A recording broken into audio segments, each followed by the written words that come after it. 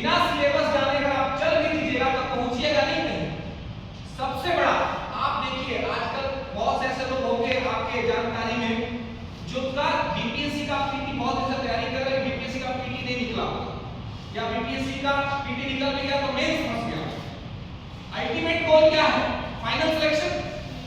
तो final selection लेने के लिए क्या करना पड़ेगा? सिलेबस जानना पड़ेगा। और जिनका नहीं होता है उनसे आप कहिएगा आप भैया आपको थोड़ा सिलेबस बता दीजिए, उनको सिलेबस ही नहीं पता। और सिलेबस नहीं पता है लेकिन 4 साल से तैयारी कर रहे हैं, तो बताइए एग्जाम कैसे निकलेगा? हमको कहीं जाना है तो हमको पता ना होना चाहिए वहां का रूट कि रूट क्या है, रास्ता क्या है।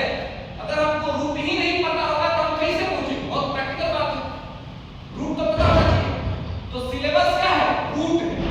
सिलेबस ऐसा रूट है कि ये अगर आपको पता है तो आप आराम से पहुंच जाएंगे।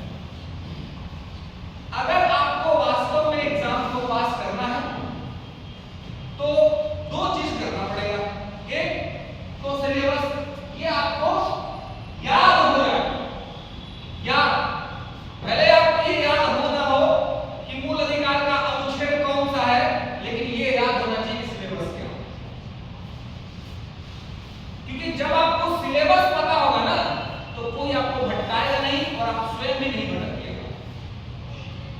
Syllabus is the most important things of the success in any exam. किसी भी एग्जाम में सफल होना है तो सिलेबस समझना पड़ेगा।